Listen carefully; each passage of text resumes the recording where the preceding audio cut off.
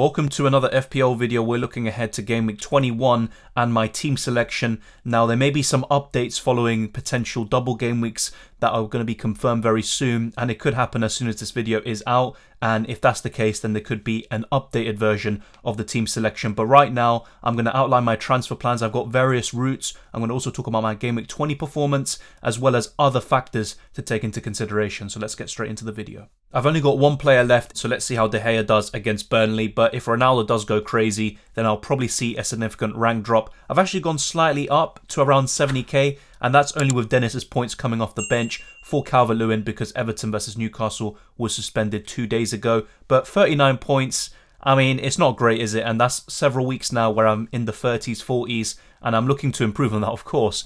But it's quite difficult with all the postponements that have been happening and other factors that you have to take into account. And I'll also be talking about replacements for Reece James because he did pick up an injury and was substituted off around the 26th minute mark for Marcos Alonso, who ended up not getting the clean sheet points anyway because Welbeck scored a late equaliser. So as you can see, throughout my whole defence, Trent Alexander-Arnold too, very disappointing. But Cancelo once again with 6 points, and he's been the most consistent recently from the defenders, and he is definitely my defender of choice right now. Trent is still another really good option too. But Reece James and Alonso, I talked about this in my transfer tips video yesterday, if you haven't already checked that out.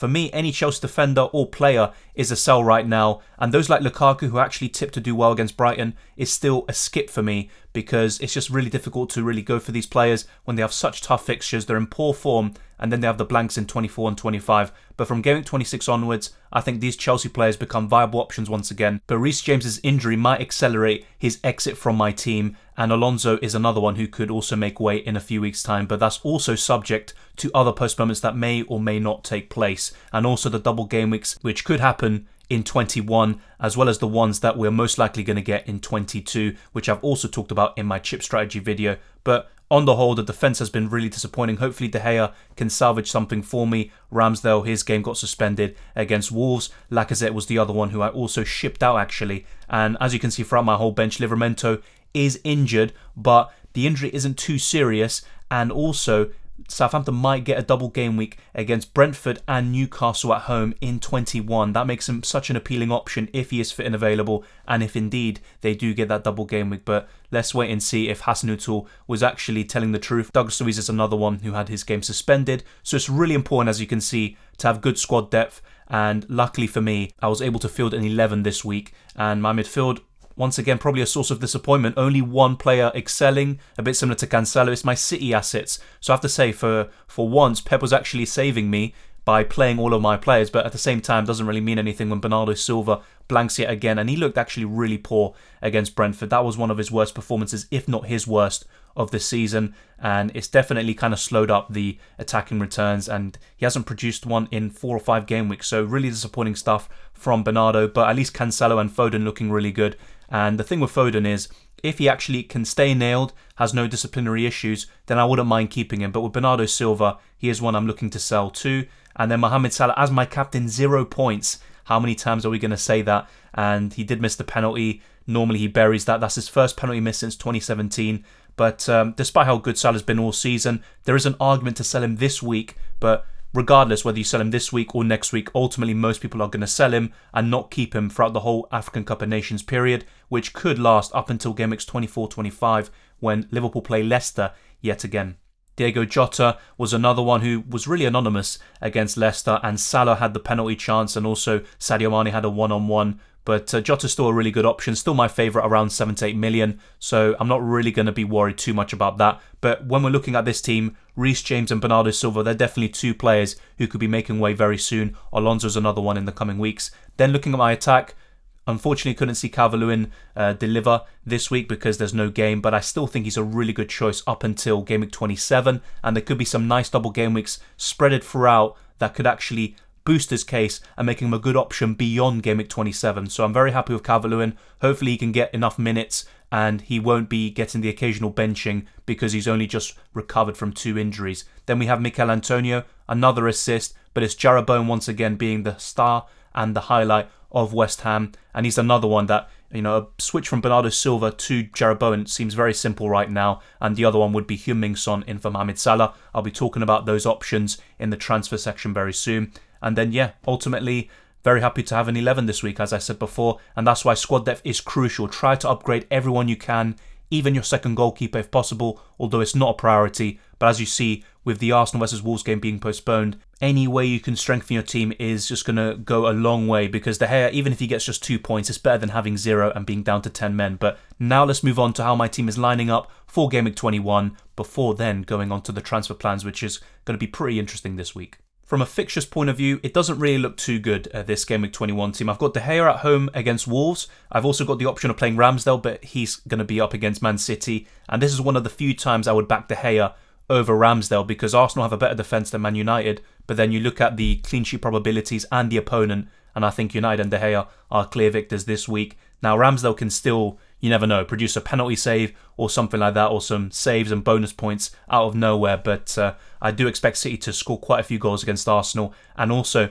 with the fact that Arsenal have pretty much no coaches available, and they have some COVID cases like Tomiyasu and a few others, I wouldn't be too surprised if Arsenal aren't too far off from asking for the game to be postponed. So right now, that Arsenal vs Man City game is actually a risk of being postponed. But then you can say the same thing about Man United against Wolves, because Wolves just missed out because of COVID, and they're now up against Man United next. So there's still plenty of time to recover for Man United and Wolves, but at the same time, that's also another game that could also be postponed. Imagine if both of them were postponed, and in the end having 2 goalkeepers is just kind of made redundant, and in the end I've got 10 players. I mean, it would be quite funny, to be fair, if not a bit tragic. Then looking at my defence, Cancelo away to Arsenal isn't the worst fixture in the world. I think it's pretty decent. City tend to keep a lot of clean sheets at the Emirates recently and score quite a lot of goals, and Cancelo can definitely be in and amongst the bonus points. We also have Livramento in the starting 11 now. A lot is subject to his actual final fitness test, and we're not going to probably know until the deadline, but let's wait and see if we get any news from Ralph Hasenhüttl or any other sources. But it would be greatly appreciated if Livramento had a double game week and was also fit and available to play those games, because he could actually get a pretty decent haul. Then you look at my other 2 defenders that I could play instead. Reece James, who is injured and is playing Liverpool. Let's also see how that injury develops. And also Marcos Alonso. And honestly, I'd probably rather have Livramento, even if it's just one game against Newcastle at home. But let's wait and see what happens there. Then Trent away to Chelsea. And to be honest, both Liverpool and Chelsea are off form, but you'd still slightly favour Liverpool, especially with all the problems that Chelsea have. And their home form has been quite poor, and they've dropped a lot of points in the last 5 games. So I think that this could be a good opportunity for Liverpool to recapture their form. And let's wait and see what happens. It should be a really interesting game on the 2nd of January. Then look at my midfield. I'm a bit more confident about this. Phil Foden and Bernardo Silva away to Arsenal. Now, I think that both of them could be in for a decent haul, but at the same time, Bernardo Silva, whether it's this week or in the weeks to come, he's probably going to be a sell for me. And I think he had that little streak going for the first 10 game weeks or so, but it's just been really poor since then. And I think it is a good time to sell him, whether it's now or in a few weeks' time. And then Jota and Salah. I mean, I've got a lot of players involved in this Chelsea-Liverpool game, which maybe isn't ideal, but at the same time, I'm covering most of the best assets from those teams. And Salah is my captain, but I think this week, players like Son, Harry Kane and a few others are probably better options on paper. Now, if I had Salah and Heung-min Son, for example, I'd probably actually opt for Heung-min Son as my captain. But at the same time, I could actually just do a literal switch from Salah to Son and make that decision more easy. But at the same time, Salah's ownership will still be crazy. A lot of people will still be captaining him, several millions in fact.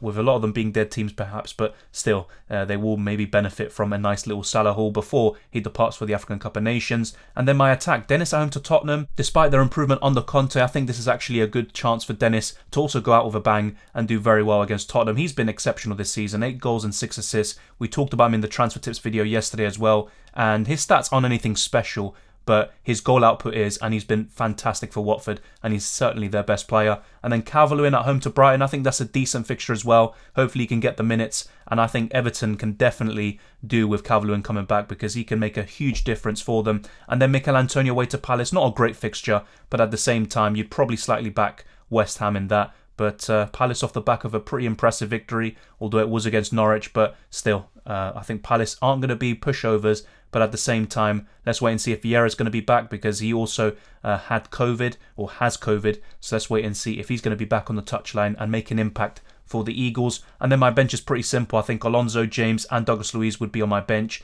as things stand in that order. But yeah, Reece James could actually be confirmed out before the deadline. Let's wait and see what happens there. But I'm pretty happy with this team selection. I'm not a big fan of my captaincy choices this week, and the fixtures aren't looking too great. But now, let's look at my transfer plans and what I could do to improve this team. The ideal scenario really would be to wait for confirmation of any doubles in 21 and 22, and that would give me a better platform and a better position to make these transfers with all the knowledge that I have, and then I can build a team for Game Week 22 and have as many double Game Week players as possible. And if some of those players happen to also have one in Game Week 21, then so be it, that's even better. But until then, I think it's pretty difficult to settle on one move in particular, but right now, you can actually probably see there's definitely a lot of ways I can improve this team, and ultimately, a hit or two wouldn't be a bad idea, to be fair, but I'm going to try to stick to just one free transfer, or, if possible, rolling it over and having 2 free transfers heading into 22, but a lot depends on the news we get over the next few days, and that can certainly help with the final decision making. Some of these plans include doing Reece James or Marcos Alonso to Reguilon, but right now with Reece James being injured, I think that might just be the logical move, and also he's more expensive. Alonso saves a little bit of money, and I can also get rid of him in the coming weeks too. Another one will be doing Heung Son in for Mohamed Salah, and also Jarrod Bowen in for Bernardo Silva, and the final one, as you can see, is Ollie Watkins in for Emmanuel Dennis. Now, I definitely wouldn't be making that move, the latter one, this week. That would be something to happen maybe in Game Week 22 onwards. Then you look at Jarrod Bowen, for example. I could actually make that move this week, and the same goes for any of those Spurs players coming in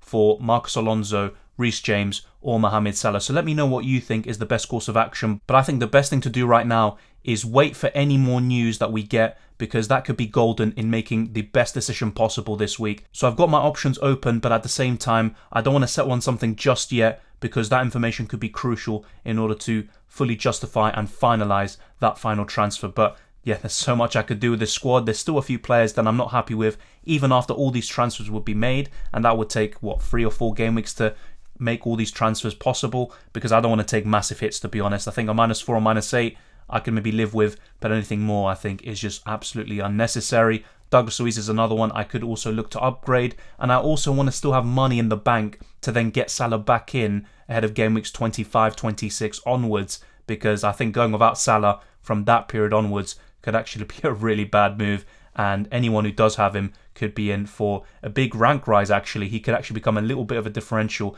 by that stage of the season. Well, there you have it. That's my team selection, my transfer plans, and my Game Week 20 performance. Let me know what you think of all of that down in the comment section below. If you enjoyed this video, smash the like button and subscribe if you're new around here. And once we get any sort of confirmation of doubles in 21, 22 or whatever, then there could be a subsequent video. Let me know if you want to see that, where I can then tell you my final plans, and you'll also see them in the future streams like the deadline stream and the reaction stream. We should have more time to kind of digest and reflect upon each game week and then make the best decisions possible. And also with that kind of extended period between game weeks, there might even be more kind of price rises, and also things might calm down a little bit in terms of the COVID postponements and situation, but I still expect that to last for several more weeks. But I think maybe the worst has just gone by, and maybe I've just jinxed it. But let's wait and see what happens there. But thank you very much for watching, and you can also join the Discord server. The link is in the description below, and also the FPL League. And follow me on Twitter and Instagram, Dylan_RCM. So good luck with Game Week 21.